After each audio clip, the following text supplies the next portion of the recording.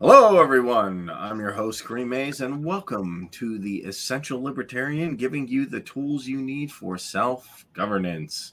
Today, I'm also joined by my amazing co-host, Daniel Betro. Daniel, how are you doing today? I'm good. How about yourself? Awesome. So, ladies and gentlemen, if you want to keep the Ron Paul revolution going, if you're interested in keeping the ideals of Murray Rothbard alive, then head over to the lpmisescaucus.com. Be part of the decentralized revolution. Our stance is simple: no more wars, lockdowns, no more bailouts, no more mandates. You can check our resources here and learn about us, and also enter your first name, last name, email address, phone number, and state if you'd like to become a delegate and become part of this revolution. All right. So it's Veterans Day. I'm not going to keep talking a lot about like psychedelics because I actually don't use them. So it's not something that I'm hugely into. But I just want to point out, I was watching Joe Jorgensen, Adam Kokesh, and one big thing they're talking about, Veterans Day is how can we help veterans? Well, one thing we can do is help by ending the drug war, a push to legalize psychedelic drugs, things like psilocybin, in my opinion, may help. Um, Even things like cannabis, things like that. I think that's a noteworthy goal. I think that's something that can help a lot of vets. So if you're watching, happy Veterans Day. Let's end the drug war. I just wanted to give that plug. So uh, I feel we should talk about this because everybody's talking about it. So let's give in to peer pressure really, really quick. So I'm not an expert on this. Everybody else has been watching like every detail of it. When did he shoot the guy? What happened? From my understanding is he was tasked with defending a certain piece of property.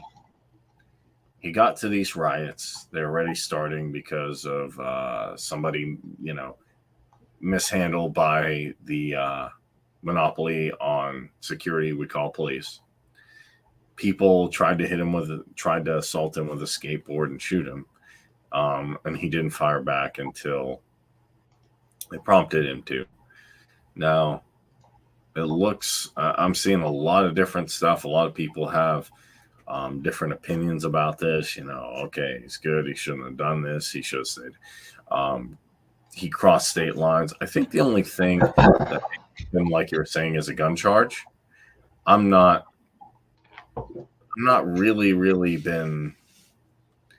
The hard part is I haven't really looked on it, but I know there's a political divide in the 2020 Kenosha shooting. The left 2 dead and another injured. The left believe Rittenhouse was actively seeking riots and trouble from the police-involved shooting of Jacob Blake, while many on the right believe Rittenhouse was acting in self-defense based on evidence and witness testimony. So I'll actually leave it up to a lot of the audience and to your discretion, Daniel, because I don't want to. It's not that I don't want to go into, but I've been looking at things, with this medical procedure and other stuff like Australia and what's going on in the world, and I haven't actually put a lot of into this, so you can really actually take. So, um, the first thing I'll say about the Rittenhouse trial and the incident in general is that I am not the only person who's saying this. Many legal analysts, many guys, including Robert Barnes, pretty infamous attorney, constitutional lawyer, Viva Fry, check out his YouTube channel. They actually do one together. Rakita Law, they have one. They've been covering this trial as well about every day live. So the thing is, the main consensus among a lot of people is that this shouldn't even have gone to trial in the first place. Now you ask why, right?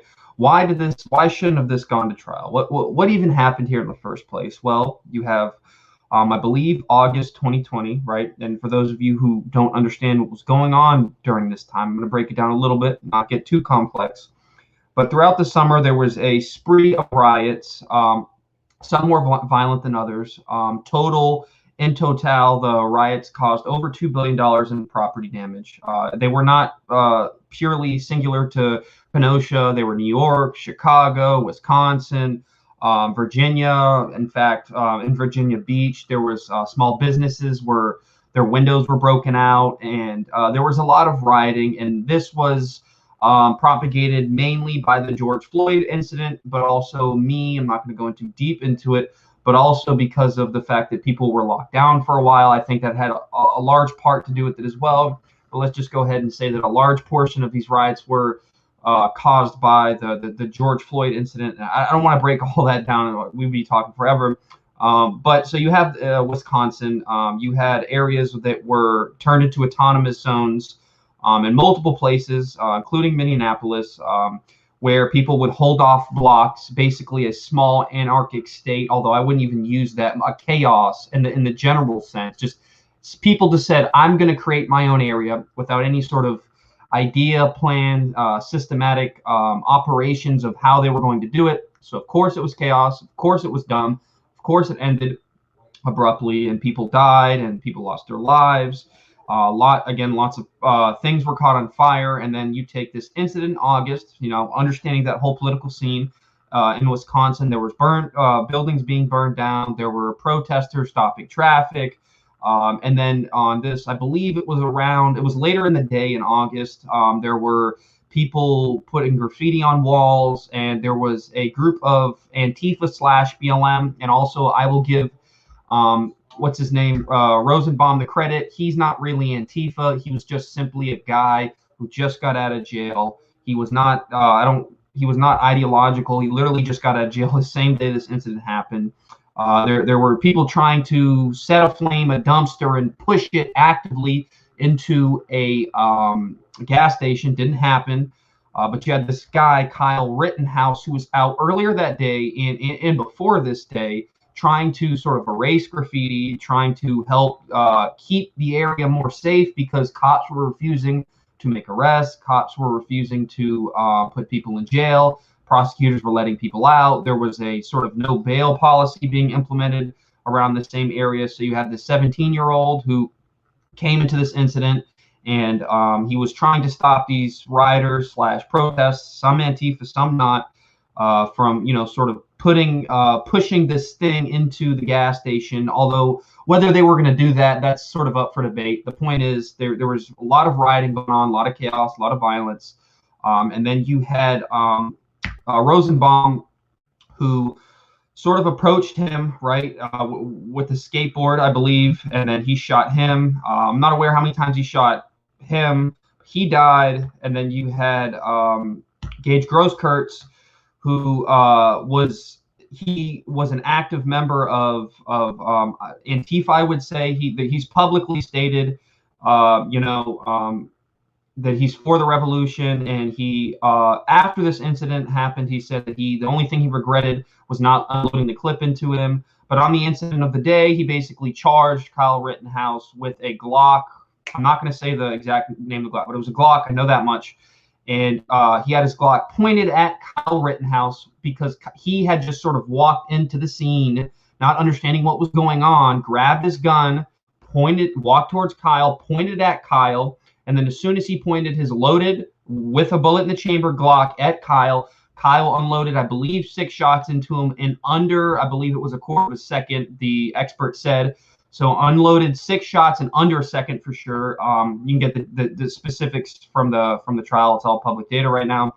And then he didn't die, but severely injured. And so this kid, Kyle Rittenhouse, who was being charged with someone who was a gun, who was pointing at him, and also the first incident that happened, being charged with someone with a skateboard who was actively trying to grab his gun, is now on trial for intentional homicide and I believe a gun charge. And the question is really whether it was self-defense or whether it wasn't. And the reason why it seems so clear-cut is the fact that in the case, especially with Grosskreutz, is that he was approaching him actively with a firearm, engaging with that firearm, pointing at Rittenhouse while walking towards him, and it was loaded. So that's, I'm pretty sure to most analysts, I think to most people who have a sort of sound mind would say, well, this definitely doesn't seem to be homicide, right? Let's say that it might be reckless endangerment, right? So then you have the left-wing media and pretty much a large portion of the media in general trying to claim, in fact, I believe it was MSNBC who said that they called him a white supremacist, a mass murderer, a domestic terrorist. This was way before. This was back, right? This was like September, October, before the trial began. So you have this all this sort of political sort of chaos around the trial before it even starts, and accusations made against Kyle that were just ridiculous. I'm not going to get into all of them. Point is, you have trial which started a week ago, I believe, maybe a little longer, not too long ago, and they're basically really, the state's really grasping for straws here, because the Gross-Kurtz was put on the stand and asked by the defense, when did Kyle point his gun at you? When did Kyle shoot at you? And Gross-Kurtz said, it was not until I approached him with my gun. And then the defense said, okay, so he shot you when you approached him with your gun. And he said no. And then he said, it was only when I pointed my gun directly at Kyle that he shot me, which is a clear-cut, evidence as far as self-defense goes. Now, the gun charge, I don't even really want to talk about that, because that's kind of here nor there, right? The real thing that this trial is whether it was self-defense or not. But today, one of the big things that happened is you had this expert who was on, who's a video analyst. He was in the military, worked in intelligence, very, very familiar with video and audio and piecing it together to sort of gather intelligence and understand the situation. So he worked in the military, helping, let's just say they have drone footage of some target they're trying to get, and they have audio. He's the type of guy who would piece together audio and video to get a sort of idea of what was going on, to give to people on the ground, to use as intelligence to act. He also worked as an officer in civilian position, and he testified basically that what had happened, the incident, the 6 shots that occurred, happened in under half a second. I know that much. And what the state tried to do is they basically tried to play the scene, right? The scene that happened in under a half a second. They showed the video frame by frame as to extend it and make it look like Kyle had time to think. So take it like this. For those of you who don't know what FPS means, or maybe have an idea, maybe you heard of it, it simply means frame per second, right? Our brain cannot even neurologically register frames per second. We can't even begin to sort of comprehend what that looks like, which is why we need a computer to register what frame per seconds look like, because our brains cannot register it because it's so fast and so quick. So what the state was trying to do was basically, instead of piecing this together in its organic way, they were, I don't like the word manipulating, but they were playing the video, right? The video evidence that they have, but instead of playing it second or millisecond by millisecond, they were playing it frame by frame by frame, which then gives the sort of perspective that he had time to think about it. Because when you're slowing a video down to frames per second, it makes it look much more longer than it actually is, as to sort of paint a certain perspective to the jury, like, hey, I had time to think about this. When in reality, this all happened in under half a second. But when the jury's seeing that, right, when they're seeing that frame per second video, they're seeing it slow, and to them it looks like, wow, Kyle had time to do this. When in reality, it's sort of a manipulation of evidence, or a framing technique. That's what I will say. It's framing to make it look like it's longer than it actually is. So that's what happened today, as well as the famous Drew Hernandez, who's a journalist. He's been on Tim Pool.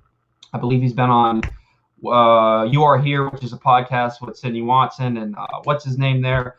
But yeah, he's a pretty prominent journalist. And he was there that day, and he testified. And today, the state did something I've never personally seen this. So they tried to say that his witness testimony was invalid because he was biased. And part of one of the ways that they tried to point out that he was biased, politically biased, and the quote from the state is, he's politically biased against rioters, which I just find that hilarious, because I'm sure large portion of the population don't like rioters. Anyways, he tried to say because Hernandez seeked an attorney, he seeked to get an attorney, that somehow makes him guilty and biased from seeking an attorney, and the judge scorched the fucking state, absolutely scorched them for doing it, and literally said this is gross misconduct because you can't use someone's rights against them as a sort of justification as to why they may be biased or not. They're grasping at straws here, and I believe the judge said that there should be a verdict. The jury should deliberate by Monday. So we're getting close here. And Daily Mail UK just released an article today saying that police are calling in normally officers who are off to sort of secure the Kenosha area because it's looking like there's going to be an acquittal and that they're in fear of riots and whatnot. So that's what's going on with this trial. And I don't know if that was pretty good in breaking it down. I've been following it pretty well. Like watched the whole. I haven't been able to watch each day the actual live footage of the court. I've only been watching clips, but today I was off, so I watched it for hours. Watched the witness, the expert witness, Drew Hernandez, the state. They argued back and forth about the frames per second thing. But it's obvious to me that the state really does not have a case here, and that they're simply trying to continue with this prosecution because it is political. And I think they may fear a sort of a rise in violence, or that there will be riots if they don't prosecute. But I think at the end of the day, them prosecuting and going through all this shazam, and then him being acquitted anyways, it's like I think you're gonna have to face riots either way. The only way you don't face riots is if he's completely guilty. Which, if that's the case, I mean, sort of seeing a gross case of complete injustice. I mean, it'll be injustice if he gets charged with voluntary, homicide, right? If he gets charged with intentional homicide, if he gets charged with murder on this, I mean, this is going to set precedent, man, because people don't understand how our law works. We like to think that judges interpret law as they do, but a lot of our law, especially when it comes to the Supreme Court cases, it really relies a lot on precedents. And if there's a new precedent that begins to take foot, let's just say with Roe v. Wade, right? There's a precedent there. Now we're seeing in the state courts a change in that sort of precedent, which could also kind of string off into other states also doing that. Now, whether it's constitutional or not, or whether it goes against Roe v. Wade or not, is not the matter. The matter is the fact: are states doing this, and if so, are states doing this, and then become the precedent as to, okay, this has been done before, this is continuing to be done. There hasn't been a sort of congressional or Senate conclusion as to whether this is sort of constitutional or not. The Roe v. Wade was even constitutional or not. So when you have certain things that are going on that are very wonky, there's really no set conclusions in law. Then what the courts usually tend to do is sort of go through time frames of certain types of rulings. And if there's a change in that ruling, then they can go with that change for a while, which I've always been a big sort of criticizer of that, because the thing with precedent is it can be very. Look at the civil rights, right? Look at slavery, and more importantly, look at pro law. That was precedent. Believe you me, I mean, that was precedent for a long time. So precedent can be very, very bad, and I think really right now you're seeing this. Like if this trial plays out, I know I'm being kind of long-winded here, I'm gonna finish, but if this trial plays out and he does get convicted on intentional homicide, then let's just say that in other areas where similar things happen with rioters, with people who are doing, burning things down, and all this sort of happens, it's going to sort of it's going to make people who would stand up against this think a lot more. It's going to make them be more critical about what they're going to do, because they face the fact of, okay, well, in this self-defense case that was so clear cut as Kyle Rittenhouse, he still got tried. So then what do you get? You get New York City right now, right? I'm sure you've seen the famous videos in New York City of this girl just getting the shit beat out of her on the subway, and everyone's on their goddamn phones doing nothing. Why? Because they know goddamn well that the courts and the law has failed New York City, and if they try and do anything against it, I'm not trying to say that that's necessarily racist, but if it's an African American person, let's just say he's beating up on a female, that there is a possibility that he could be, end up finding, be involved in a trial where then it gets turned on him. So when people are scared to act because the law defends criminality, we have a problem. I think that's the basis of my point. Nice. Yeah, that was a really good answer. And the reason people are asking, are you pro or against Kyle? I actually wanted to hear an in-depth explanation first, because sometimes I've thrown an opinion out there and been like, this is kind of what I think. And people like, no, like this wasn't said, or this was completely, or I have stuff that's completely inaccurate. And then I make a rash judgment. So based on everything you said, it doesn't sound like he violated like the non-aggression principle. Doesn't sound like he was causing any malintent. Sounds like he got in a bad situation, did what he had to do, and it's really just self-defense. There's a lot of little details I don't know, but I will say even on the left side, they're saying like, oh, this guy was Antifa, this skateboarder was Antifa, and if he just got out of jail, he's not. So people are framing a lot of things incorrectly. Yes, absolutely, I agree. And the problem with this trial is people just keep framing things like, oh, well, he's this. He has this ideology. These people have this ideology, and when it could just be people don't necessarily.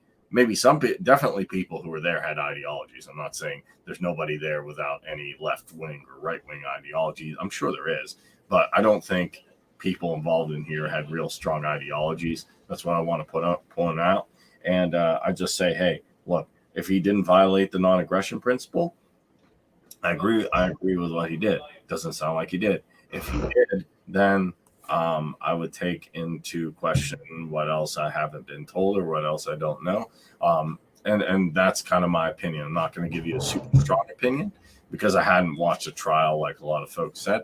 I was busy doing some work and doing some stuff. So that's why I don't have, to answer Randall's question, are you pro or against? Probably more pro, but I'm going to keep waiting. We'll wait till available information comes out, as the politicians say, and then do nothing with it. So I'll wait till available information comes out and see what happens. So, and that's my opinion. Is more than likely he didn't violate the non-aggression principle. So I'll probably be on his side, if that's the case. If not, not. So, with that said, is there anything else you want to comment on Kyle Rittenhouse? Well, I would just say that for those of you who aren't aware of the case, and those of you who are simply maybe just checking in news outlets, are just looking at MSNBC, CNN, even Fox, what I would say is before you make a judgment call as to whether Kyle is guilty or whether he deserves to be convicted or not, I would simply say look at all the evidence, look at what was going on, because really one thing that I think that is missing out of the mainstream media, right?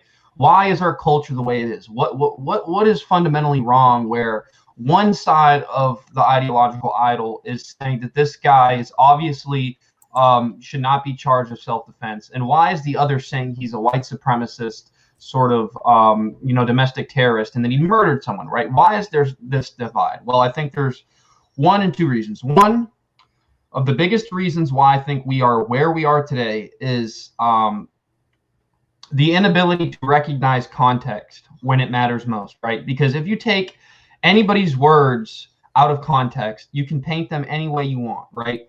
Now, if you take a organization that has an infinite amount of funds, an unlimited amount of donors, basically money to go around forever, right? And some people hold this organization to a pretty high standard, right? They're a pretty well formidable institution, and people hold them to a high degree of journalistic ethics, right? So, and let's just say CNN, for example. Well, when CNN shows you a clip of Rittenhouse at the trial, and he's saying blah, blah, blah, blah, and instead of showing the entire clip, they simply cut out a sort of micro frame to then coincide with whatever fits their narrative. And the people on the right do this as well. So the thing that I would say is stop looking at clips, stop looking at headlines, start looking at articles, and start looking at videos. Get an idea of the context, right? If you understand the context, then you make a judgment. But as far as I'm concerned, do not make your judgment off of any of what the media is saying. The trial is all available live. Every single hour is available live on YouTube. Watch every minute of the trial because context matters. And I think that doesn't just go with this case. I think that goes with any case, and it goes a long way, right? Understand the whole sort of understand the context of the whole scene, right? Not just one clip or what happened here, Yeah, no, and I'll even add to that, if you're going to be like me and read articles, read more than the headline. At least read a couple paragraphs. I'm not going to say read every article in its entirety because that's time consuming even, but I try to at least read the basic pieces of each article like I do when I do this live show. Like, hey, okay, the headline says this, but because sometimes a headline will say one thing, but then it'll say something different. It's like advertising and commercials. Oh, it's the greatest thing ever. Is this? Oh, but some restrictions may apply. Batteries not included. A, B, and C. Oh, okay, this wasn't what I thought it was. So go further than the headline. Watch, as you said, watch it on YouTube. See, develop your own opinions. Right now, what is my opinion? If everything Daniel says true, which I'm pretty sure it is, I'd probably be on more Team Kyle. At first, when it happened, I did not know. And then I saw Destiny talking about it, and he said it was a clear sign of self-defense on Tim Pool. But then I kind of forgot about it, and I was doing other stuff, looking at other stuff. Then I'm kind of circling back to this because everybody was looking at it. So I said, well, it might be something pretty good to cover because this is pretty big going on. However, let's go international, shall we? You want to go international? Yep, let's do it. Okay. I want to make a statement with Australia. So coal in the country, the mines are booming, costs are ever present. Here's the interesting thing that they just had this COP environmental summit that Newsom couldn't go to because he was busy. We're gonna add that he was busy, Halloween party, something maybe, but they're all saying that, oh, it's coal and how dare you. And I ran the whole meme, when you're running your gas tank too long, they're going to freak out. Oh, my God. It's the end of the world.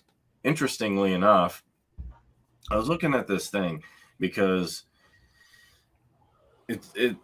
coal, nuclear, all these things all the energy forms, it seems to me, are demonized are the ones that are effective. And the ones that they're like, they're great, like wind and solar and, electric cars.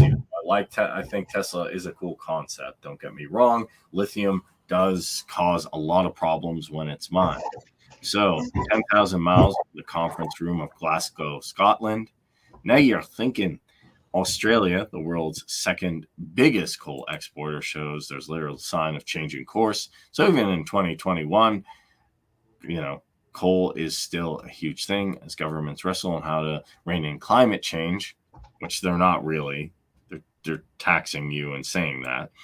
Australia appears content to cash in on developing the world's demand for coal that is unlikely to abate anytime soon. Prime Minister Scott Morrison reluctantly agreed to go carbon neutral by 2050 last month. If they haven't gone full ANCAP by that time, maybe you'll watch some of this. The man who once brought a lump of coal into Parliament promised that his plan, which was short on detail and long on speculative technology, would not crimp coal exports or cost miners their jobs. We've said very clearly we are not closing coal mines. We are not closing coal-fired power stations. Australia's Minister for Resources. While the price is high, the mines are doing well. Everything in town is doing well. We're still transitioning into coal. And even a left-leaning, interestingly enough, Richard Dennis, and a chief economist at an Australian institute, a left-leaning think tank in the city, recent applications for coal in the state. There is no transition away from coal. And these are the people I think that would be saying nuclear or not nuclear, wind, solar. This is what you have to go with. As other countries are willing to buy it from us, we're going to be mining coal, said Godfried Adam White, a retired third-generation mine worker who serves on the Singleton Shire Council. Now, this is a very in-depth article. I'm still going through it myself, but I just want to kind of bring up the thing that a lot of people always, what's the popular thing to do today? If it's, they're not talking about, pandemic, it's always, well, climate change, coal is bad. But we're seeing even left-wing thinking tanks saying, hey, coal's not going away anytime soon. Personally, I will even throw crazy. I'm pro coal, I'm pro oil, I'm pro gas, I'm pro nuclear. I'm not against, though, developing new energy technologies. And I even go as far as to say, and I'm going to get, more of my truther friends on here, that maybe all this could all be avoided. I'm just throwing this out there. If JP Morgan hadn't cut Nikola Tesla's funding and let him build Wardenclyffe, because it's probably possible to provide electricity free of charge to the whole world. And not from a socialist perspective, from a scientific perspective of building Nikola Tesla's inventions. So that's my take on it, with the crazy science spin at the end.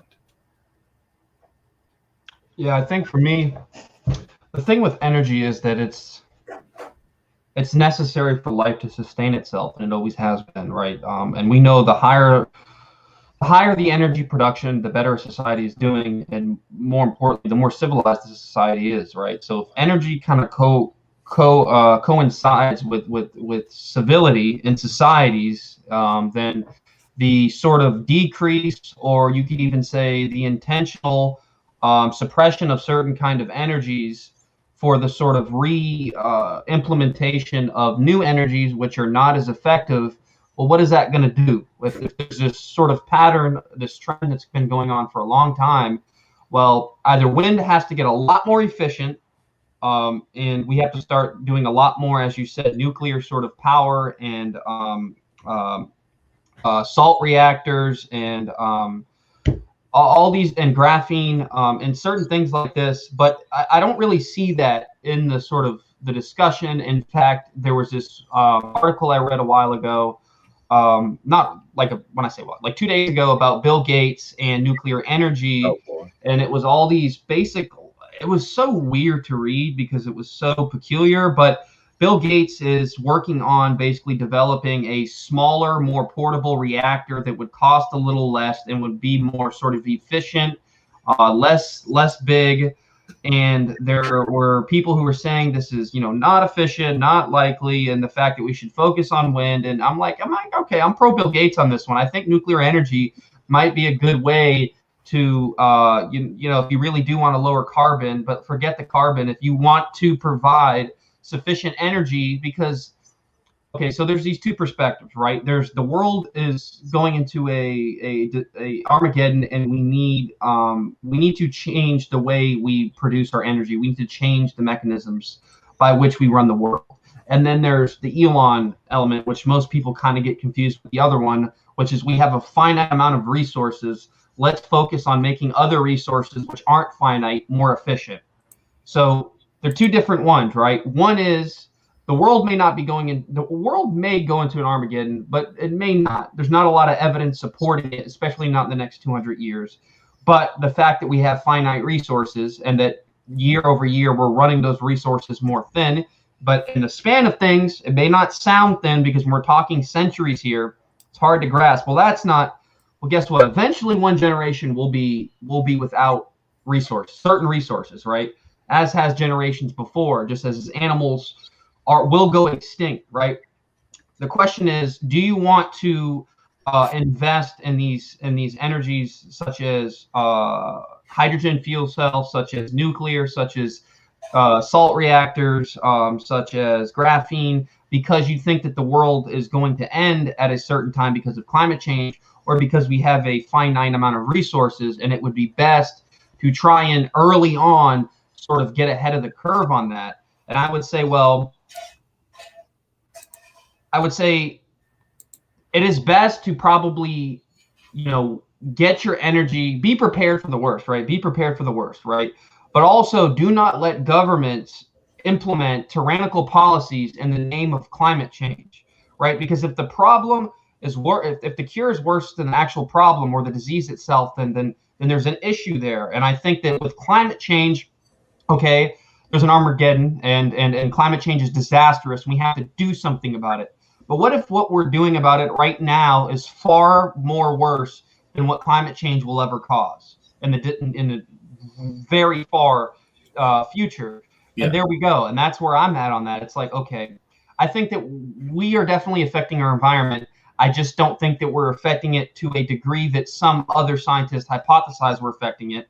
And I think that our environment is changing. But I think that the tyrannical measures taken in the name of climate change are far more greater danger in the name of people's liberty than climate change. So again, when you're talking about climate change, are you talking about climate change in the sense that the climate is changing? Or are you talking about climate change in the sense that there's an Armageddon coming up and we have to implement policies which strip away Western societies of their civil liberties and strip away energy sources that without them will literally kill the first and third world? Like, do you understand? If we were to cut 60% of oil production right now, petrol, a quarter of the population would die within 2 weeks. Oil and petrol runs this planet. Does not mean that that has to be the case forever. It just means that the net zero carbon means that everyone's dead. So that's why that zero is just a weird number, because I'm like, net carbon, we emit around 200,000 tons of carbon a year just breathing. So it's impossible to completely stop all carbon emissions, because you have to eliminate all human beings. And the fact that also animals, a large portion of the population, as far as animals are concerned, especially mammals, also emit a large portion of carbon. So the phrase net zeros actually means you have to kill everyone, and not just all people, but all living things. So that just doesn't make sense. So when you hear anyone say net zero, you should question them and be like, well, what do you mean by net zero? Well, no more carbon emissions. Well, you want everything to die that has life on this planet. So this thing is nuanced, and people like to play the game where we're going to say things and we're going to say them as they're self-evident, and we're going to get things past you and continue repeatedly through repetition, say things as if they're true, and people are going to refuse to question them. But what is net zero? What people say that, countries say that, governments are saying that. It's not like I'm making this up. This is Australia. By 2050, we will go to net zero, right? That's what it said, if I'm not mistaken, in the article. Yes. What does that mean? What does that mean? It's like one of those things. Oh, inflation's transitory. Like, what does that mean? Oh, you're going to unprint more dollars? Like, give me your dollars back. Okay, we fixed inflation. We made people turn in. Like, what does that mean? Like, governments say things that make no sense but sound good deliberately. It's like Thomas Sowell said. I believe it's Thomas Sowell. The first law of economics is there will never be enough resources for everyone who wants them. And the first law of politics is to ignore the first law of economics. So you just say, oh, yeah, you'll be net zero. Inflation's transitory. The lockdowns are temporary. 2 weeks to flatten the curve. You remember that? How come no one says that? It's just 2 weeks, man. Just 2 weeks. Net zero. So what I would say is a few things to this. They don't know. With climate change, I think it's a naturally occurring pattern. Yes, we have an effect on it, but it's not as big as you're saying. And giving money to a bureaucratic institution is not going to magically change climate. Also, I would ask, okay, Bill Gates can work on his reactor thing. Is his cellmate, is his bunkmate okay with that? Like, that'd be my question to you. Like, if his cellmate is cool with that, I'm cool with that, and the other people in the penitentiary, it's not a penitentiary. Remember, I want to be George Carlin. It's a correctional facility. Do you want to go? Doesn't that sound better? We're going to send Mr. Gates to a correctional. If we do really, really good with spreading Murray Rothbard's ideas, we can send Mr. Gates to a nice correctional facility where he can make new acquaintances. See, doesn't that sound great? I want to help him out. then and hopefully they can stop making more Windows distributions and Xboxes. They're not good at it. But my second question to you is, I wanted to bring this up because I see Nikola Tesla, watch parts of your video. What if I said, okay, oil and gas is okay now, but as governor or whatever, President Dave Smith, somebody who's like crazy like me says, we're rebuilding Wardenclyffe. We're going to build that thing that Tesla was working on, and energy. What was this quote? Free energy should be available to all people at all times. Do you think, and some people say, well, no, Kareem, that, Tesla was a little bit goofy. He had some good inventions, but he was goofy. Other people say JP Morgan pulled his funding. And if he hadn't done that, the world would have been wireless before it's wired. And then there's people, I think, kind of in the middle that say, well, okay, Tesla's technology is pretty good, and he has Tesla coils that do power things, but and also one thing I think you should give Tesla for is, obviously, right after he died, they gave him in court, they awarded him with the inventor of the radio, which was a big deal because it didn't happen until after he died. They finally gave the patent to him instead of the original guy who, quote unquote, invented it. Yeah, but he didn't. It was Tesla. But the thing with Tesla is this: you have to understand this. A lot of things that he did are already being done, right? And one of the things that's just crazy that you think is that most people don't understand this, but the very first cars ever made were electric cars, right? But the problem was that they were not sustainable, and miles per hour, they were very garbage, even worse than the first, Model T and whatnot when it came to Ford, right? They were very, very, very bad. Right now, you could say that maybe they could have improved them. Maybe there was a reason even that was more deeper and sort of nefarious than that they didn't want to use electric. They wanted to use oil because of the rise in oil industry and big oil back then. So you could say that too. But anyways, regardless, they really weren't that sufficient from what all the data we have historically of what they first were.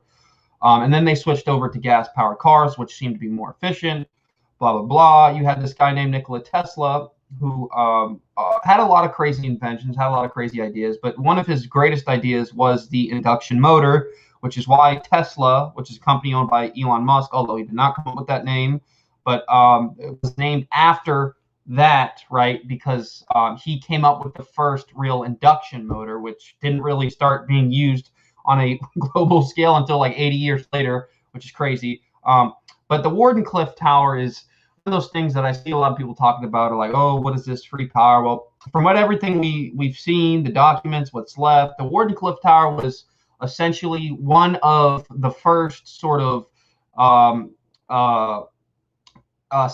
telephone towers and cell towers that you would think of. That's what it looks like from everything we have, which is still, it's not like that's not like a crazy thing, because a telephone tower or a cell tower really in the early 1900s is ridiculous. And there was even rumors from one of his proteges, Fitzgerald, who worked under Tesla, who talked to the FBI. I cover him in the video, talk about the documents, about how he said that he had perfected one of his wireless communications devices, and that it was in two parts, and then it was stored in the New Yorker hotel because he had no money, so he had to literally sell one of his most prized inventions to the New Yorker to secure a room for a while. And what it looks like, it looks to be a cell phone tower. It looked to be like he had some sort of device connected to it, and he was working on it through radio signal and through wireless communication, or what we would know as Wi-Fi today. So I think Tesla was way ahead of the curve. I think the government really already had his inventions, had his patents. The government still has so many of the Tesla documents that they recovered, barrels and barrels, and I'm talking barrels, right? Barrels of his inventions and drawings and sketches that he made, that I'm sure the United States had their very best people on looking at to see if they can decipher, which is ironic if you see a lot of these inventions, like the one we're using right now, the internet, which was actually invented by a aspect of the government called, I can't think of it. DARPA. DARPA, but it wasn't called DARPA. It was called ARPA back then. Mm-hmm. But yeah, DARPA, ARPA back then, which is weird how you see all these governments coming out with these inventions when usually, I'll say they're pretty talented at getting in pretty smart people. but they're also very good at extracting people's ideas and then sort of claiming off as their own. So the big conspiracy theory is, I'm not saying I believe this, but the conspiracy theory is that in the barrels, which is it's in the FBI release documents, that they say barrels of documents and sketches and sort of architectural designs that Tesla made, they confiscated, and that these designs were basically the designs of cell phones, like all of the modern technology that we have, and that the government has been slowly but surely sort of releasing those documents and sketches to people in ARPA or DARPA and CIA, and that they've been remodeling the Tesla's designs to make cell phones, to make cell phone tower, to make the internet, and that all of modern society is pretty much predicated on 1900s Tesla inventions. I'm not saying that that's real, but I think it's an interesting theory. But I will say that Tesla was really ahead of his time, and also he was really. It's too bad that he didn't have someone behind his corner that was more business savvy, because he was not able to maneuver around the American scene at the time, because it was, as it is to this day, American business, American corporations, it's very cutthroat, especially when we're dealing with energy, especially when we're dealing with government, especially when we're dealing with a high level of corporation, not just a small S Corp or LLC. We're dealing with JP Morgan, we're dealing with banks. And really, at the end of the day, I think the failure of Tesla to sort of continue with his designs was the fact that his designs at the time seemed very ludicrous to a guy like JP Morgan, because JP Morgan did not hate Tesla at all, right? JP Morgan wanted to make money. And if JP Morgan saw that Tesla's ideas were great and had the ability to profit, he would have put his money in Tesla, right? So I don't like when people hate on JP Morgan. It's just that when you look at those guys at the time, Tesla and Edison was more established. He had a lot more production capability. He was more organized. He had the ability to produce things on a larger scale. His ideas seemed less of a nut back then. They seemed more common sense. He stole some of Tesla's ideas. So he was like, okay, well, Tesla seems like a nut, and it doesn't seem like this idea that seems good will be able to be reproduced on a larger mass scale. So he said, let me pull my funding out of you and put it into Edison. And you can say he was even right. He was right in that, because, I mean, okay, if he kept his funding in Tesla, would he have continued with the Wardenclyffe? Would his ideas would have sort of sufficed into a larger scale thing? I don't know. We don't know. But all I know is investing in Edison at that time was a pretty damn good business decision. But maybe he would have profited even more off of Tesla's designs. So who knows? But the point of the matter is that these geniuses like Tesla, I don't really like to consider Edison a genius, not in the engineering sense like Tesla, but in the business sense, I'd say that. Very, very intellectually savvy when it comes to business and when it comes to managing things, right? But these geniuses were able to do what they did in a society such as America. Believe it or not, Tesla did not come from America. I believe he came from Croatia. Yeah, Croatia.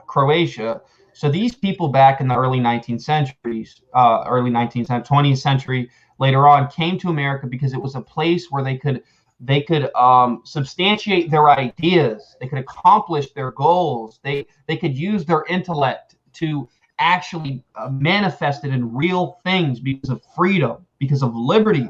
Now, what happens when that sort of that bedrock of freedom and liberty that makes every sort of genius with a brain want to come here and manifest their ideas? What happens when that bedrock is gone, or far worse, goes to somewhere else where a government or a state has more nefarious intentions?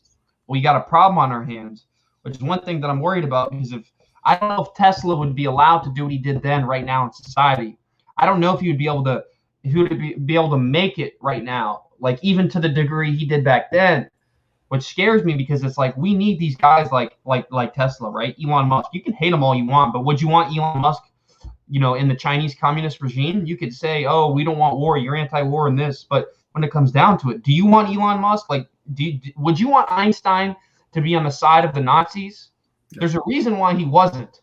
There's a very, very, very, very specific reason why Einstein wrote that famous letter to Franklin Delano Roosevelt. There's a reason why historically the good people go to the United States. It's not because we're perfect. But Go ahead. I will say the Soviet. Okay. What's interesting is because my dad's really big on this guy. I think he's a weirdo, but someone's gonna make fun of me for this later. Like, I mean, fair enough. No, I wouldn't want. Unless Elon's gonna give them like a coin that's gonna or a token that's gonna smash the CCPs. Whatever is left of their financial thing, I don't want there. But the Weimar Republic had Heisenberg, Werner Heisenberg, Yes. who came up with H-bar. He's pretty brilliant. People put him up there with Einstein. So I don't like we can have the discussion Werner Heisenberg versus Einstein. I don't know. That's more my dad's thing, not me. The Soviet Union had some pretty brilliant scientists, but it seems to me, yes, free intellect is great, but yeah, you also need that freedom thing, and that's why they're coming too. So even if you have intellectuals, if they're suppressed by what the state says, Exactly, okay, you can't have these resources, you can't do research here, you can't do this, you can't see this, you can't work here. So it's also not just the genius, but the capacity that genius can work on and use available resources too. So yeah, when it comes to Tesla, it's all speculative. I would love to see his death ray thing, like just in case something crazy ever happens, like, hey, look what I built, like and I think that's another thing that they suppress. That's one of the biggest things that I've heard. Like, there's drawings of yeah. that. He also made the tsunami thing where it was basically what you would think of now as an underwater nuke, but it wasn't an actual nuclear bomb. It was a tsunami crater where you put this thing into the water and it creates a massive tsunami through, I believe, uranium and what's the other one? Uranium, and there's another one I'm missing here.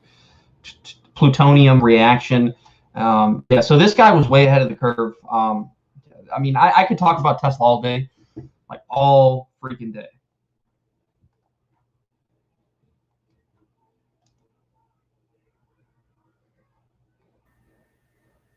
Sorry. Oh, you're Yeah, good. I think it broke up. sorry, I had a connection. Gonna have to restart my computer probably after this, but I think it's uranium and plutonium. I do believe. Yeah, that's what I ended up saying. Yeah.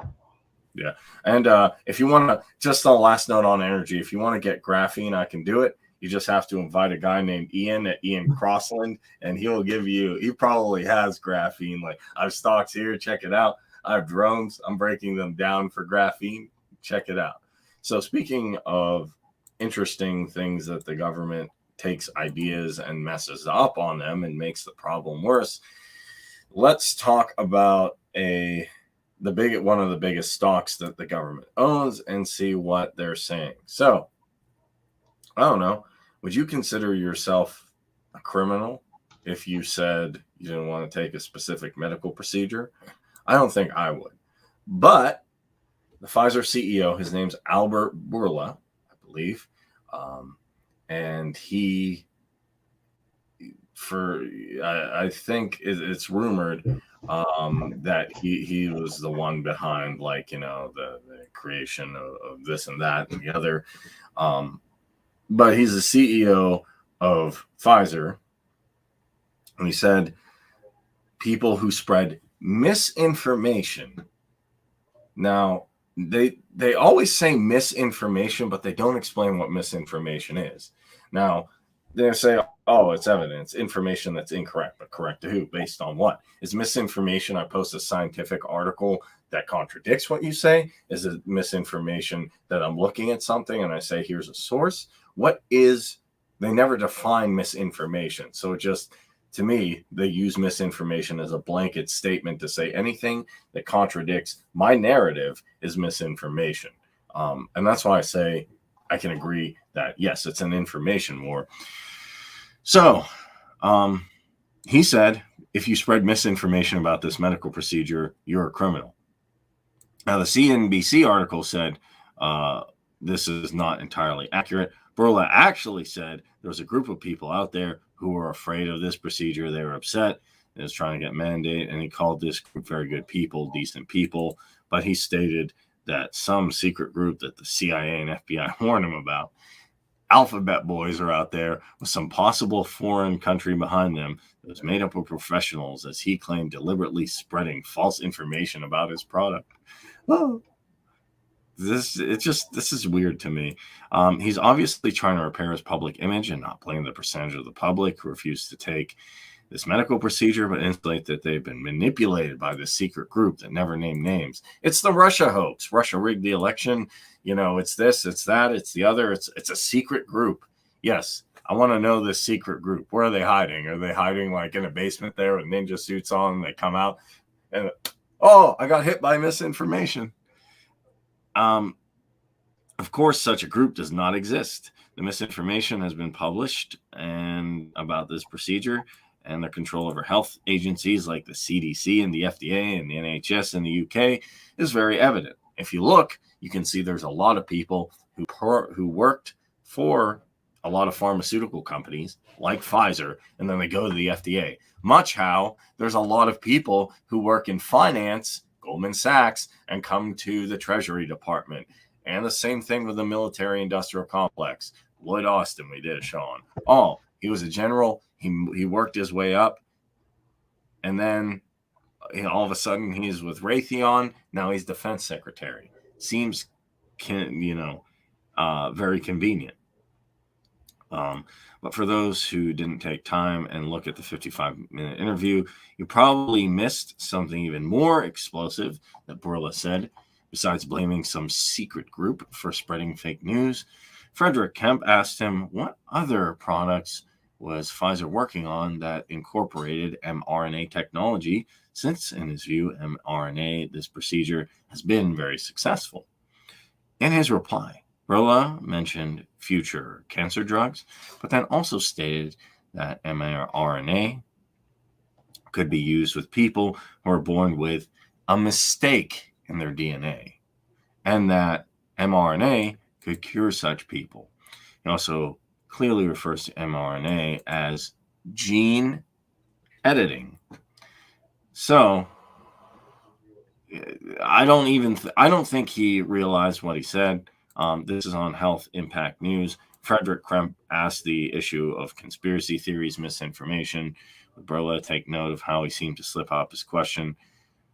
So I think it's interesting, and you can go on Health Impact News. It's going to be on the front page or the second front page. You can go ahead and take a look at it. But I think there was I'll give you my opinion. There's an interviewer called Benjamin Fulford, and he said, like, when you're going to ask people, like, these people are very powerful about what they're doing, you can't just go straight like, hey, do you want to, hey, Bush, do you want to invade Iraq? No. But then you kind of say, hey, so what do you think could be done around the world?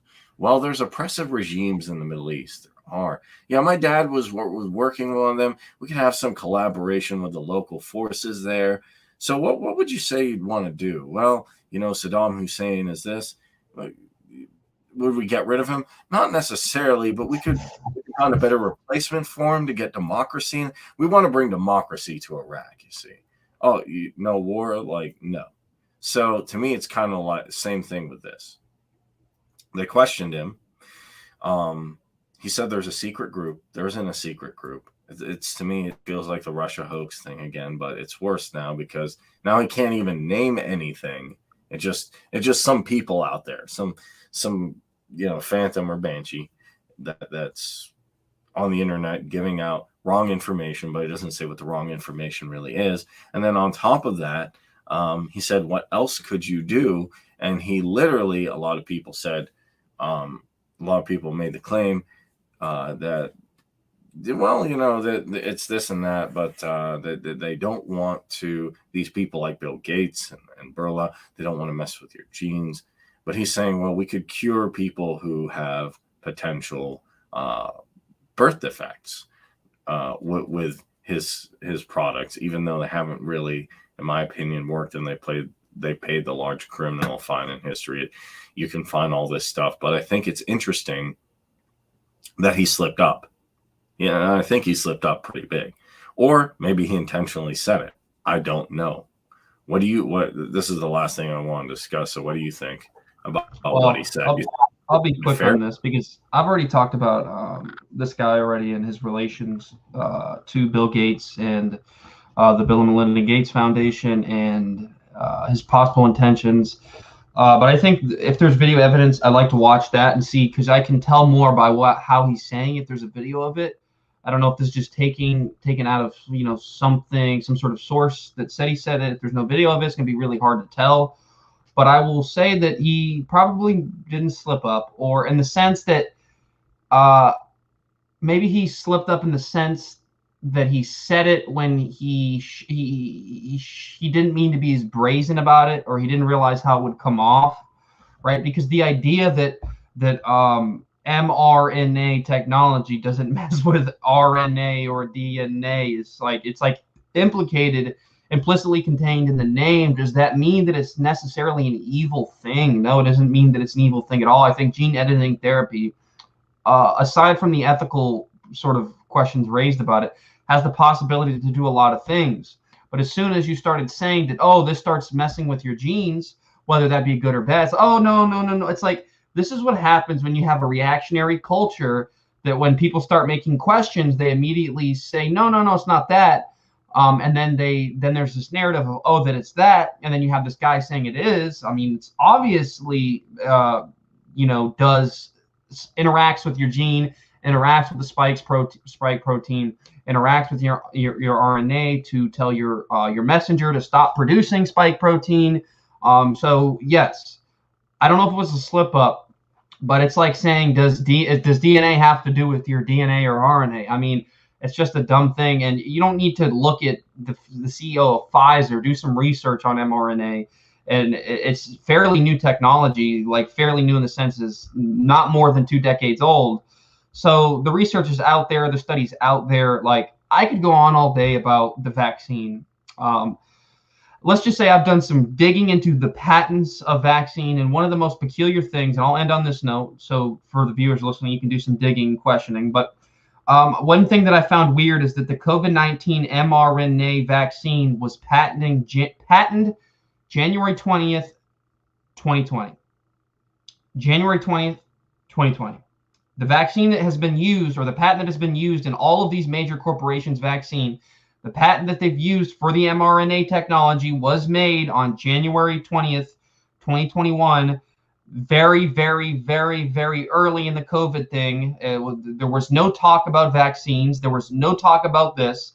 So what people don't understand is that the vaccine that they are using was already made before the real pandemic started, or the reaction to the virus really started in January 20. There was already a confirmed case, but it was not a widespread thing. America had not shut down, but yet there was already a patent for an mRNA vaccine that was filed on that day, and that is the same patent that they've used in all these corporations for the vaccine. So I just find it odd that they're using a patent that was made in way before they, it's like they're working on the vaccine. No, they're really not. This vaccine, or at least a patent, was already filed before they did anything. So it seems to me that this vaccine, or at least this patent, was already ready. All they had to do was boom, delay it a little bit, be like, we're working on this thing, when in reality the same patent that they're using for their vaccine was made in January 2020. I just think that's weird, something to point out, and welcome to look it up. All right, welcome to Look It Up. I think you definitely should if you're watching this show. I think you should do as much digging as possible and then compare those sources and then try and come up with a consistent pattern, see what you think, and then have other people challenge it. And have those secret groups challenge it, see what the secret groups say. But yeah, I find it funny. It's like, hey, Kareem, what do you take after working out? Whey protein. Is there protein in it? Well, it's not exactly protein. It's a powder. It has stuff in it. What stuff? Things and stuff. Like, to me, it's kind of what he's saying. It's like, well, some people are saying that has protein in it. No. That's just a random group of people on the internet. Don't listen to them. They don't know what they're talking about. So, all right, ladies and gentlemen, if you enjoyed our synopsis on the Rittenhouse trial, talking about energy, shout out to Veterans Day and the drug war. If you enjoy this, please go to the LPMisesCaucus.com. Let's keep the Ron Paul revolution going. No more wars, lockdowns, bailouts, or mandates. You're your own person. Be an individual. Make your own decisions. You can probably do it better than the government, as we've seen here, especially on energy. Also, if you're interested in more content from my amazing co-host, Daniel Betro, you can find him at Daniel B. Just type it in the YouTube here, and you can find all of his videos here. We've done some as well, talking about the Virginia race, and he does some really good ones breaking down sociopaths, psychopaths. There is Tesla there. We talked about that. Stuff on Fauci and other things that may interest you. Well, ladies and gentlemen, thank you for tuning in to the Essential Libertarians. I'm your host, Kareem Mays, giving you the tools for self-governance, and I'll see you in the next video.